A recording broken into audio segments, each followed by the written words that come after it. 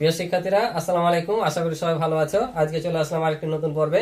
আমি এই পর্বে আলোচনা করবো অধ্যায় 1.15 পৃষ্ঠার 1 নাম্বার টিক চিহ্নগুলো নিয়ে আলোচনা করবো। তো তোমরা ক্লাসটি প্রথম থেকে শেষ পর্যন্ত দেখবা। আমি তোমাদেরকে সহজভাবে বুঝিয়ে দেওয়ার চেষ্টা করবো ইনশাআল্লাহ। আর আমার চ্যানেলে নতুন হয়ে থাকলে এবং প্রতিনিয়ত ক্লাসগুলো পেতে চাইলে আমার চ্যানেলটি সাবস্ক্রাইব করে রাখতে পারো। এবং ইতিপূর্বে যারা চ্যানেলটি সাবস্ক্রাইব করে রেখেছো তাদেরকে অসংখ্য ধন্যবাদ। আর আমার এই অধ্যায়ের সম্পূর্ণ ভিডিও দেখতে চাইলে তোমরা এই ভিডিও ডিসক্রিপশনে লিংক দেওয়া থাকবে, সেখান থেকে দেখে নিতে পারো, অথবা আমার চ্যানেলে সরাসরি গিয়েও প্লে লিস্টের মাধ্যমে দেখতে পারো। তো চলো আমরা অঙ্কগুলো শুরু করি। তো 1 নম্বর অঙ্ক দেখো, বলছে সঠিক উত্তরের পাশে টিক চিহ্ন দিই। তোমরা টিক চিহ্ন ক্লাস 4 থেকে করে আসছো, যে 4টি অপশন দেওয়া থাকবে, যে কোনো একটি সঠিক উত্তর তোমাদের উত্তরপত্রে লিখতে হবে। তো এখানে 1 নম্বর বলছে যে 713 গুণিত 1 ফাঁকা ঘরের ক্ষেত্রে গুণফলের একক স্থানে অঙ্ক 5 হলে খালি ঘরের অঙ্কটি কত বসবে। এখানে বলছে যে গুণফলে একক স্থানীয় 5 হলো, অর্থাৎ এ সংখ্যার সাথে এখানে একটা অঙ্ক বসবে। এই অঙ্কটা একের সাথে বসে কি এমন সংখ্যা বসালে এখানে আমাদের গুণফল, অর্থাৎ এটার সাথে গুণ করার পর যেটা গুণফল পাবো ওটার একক স্থানীয় অঙ্ক 5 হবে। একক স্থানীয় অঙ্ক বলতে দেখো এগুলো এক একটা সংখ্যা না, এগুলো এক একটা সংখ্যা। একক স্থানীয় বলতে বোঝাচ্ছে প্রথমকার অঙ্কটা, এটা হচ্ছে একক স্থানীয় অঙ্ক, এটা হচ্ছে একক।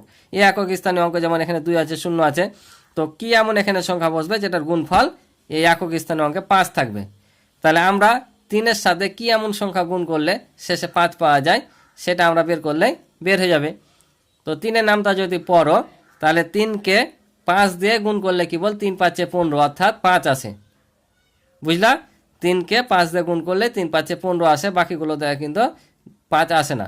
তার মানে আমাদের সঠিক উত্তর কত হবে, এখানে 5 হবে। বুঝতে পারছো?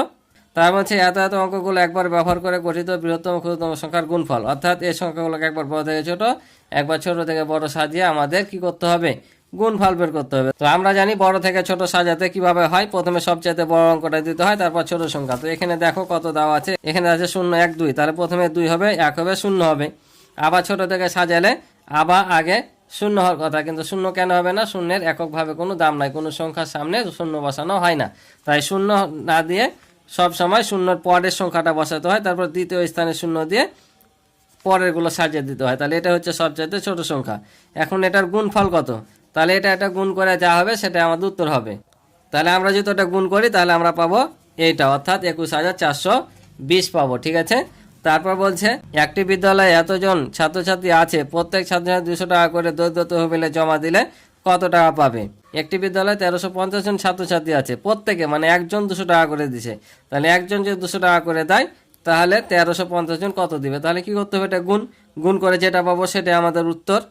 অর্থাৎ 1350-এর সাথে 200 গুণ করলে আমরা পাবো 2,70,000। ঠিক আছে, তারপর হচ্ছে এত, এখানে ভাগশেষ কত, ভাগশেষ কত বলেছে। তো আমরা 100 দিয়ে ভাগ করার নিয়ম শিখেছি সহজ পদ্ধতিতে, যে লাস্টে যতগুলো শূন্য থাকে, অর্থাৎ 1-এর পরে যতগুলো শূন্য থাকে এর ডান দিক থেকে তত ঘর ভাগশেষ হয়।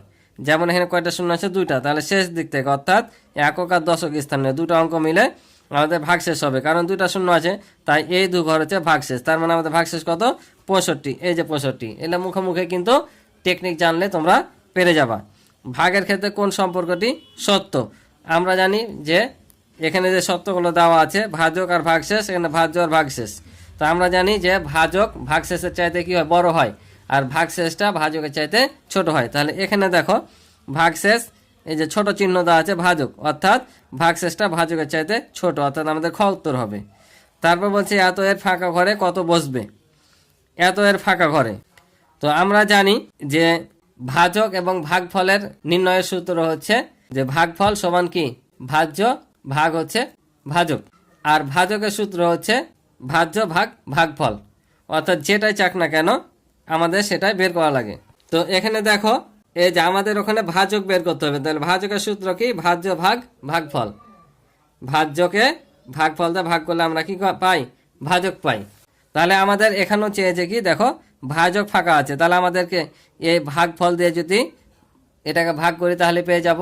তাহলে আমরা যদি এই 9 দিয়ে 225-কে ভাগ করি তাহলে ভাগফল 25 পাবো। ঠিক আছে, এবার বলছে তালেব সাহেব বছরে এত টাকা বাড়ি ভাড়ায় ব্যয় করেন, তার মাসিক বাড়ি ভাড়া ব্যয় কত, মাসিক বাড়ি ভাড়া ব্যয় চেয়েছে, তার বছরে বাড়ি ভাড়া কত টাকা ব্যয় হয় 98,400। এখন চেয়েছে মাসিক, অর্থাৎ 1 বছর সমান কত মাস, 12 মাস, তার মানে এটা 12 মাসে খরচ করে, অর্থাৎ বাড়ি ভাড়া দেয়।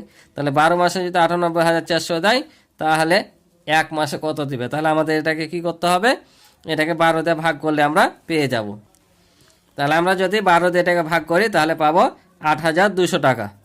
অর্থাৎ প্রতি মাসে বাড়ি ভাড়া ব্যয় করে কত টাকা? 8,200 টাকা। আমি জাস্ট তোমাদের এখানে করে দিলাম, বিস্তারিতভাবে খাতায় করে করে দেখালাম না, কারণ গুণ আর ভাগ এগুলো তোমরা অলরেডি পূর্বের পৃষ্ঠাগুলো থেকে শিখে গেছো। তো তোমরা করে করে বসিয়ে দেবে, আমি শুধু নিয়মটা বলে দিলাম। তো আজকে এই পর্যন্ত ছিল অঙ্ক। আশা করি তোমরা অঙ্কগুলো বুঝেছো। ভালো থাকো, সুস্থ থাকো, দেখা হবে পরবর্তী নতুন পর্বে। আল্লাহ হাফেজ।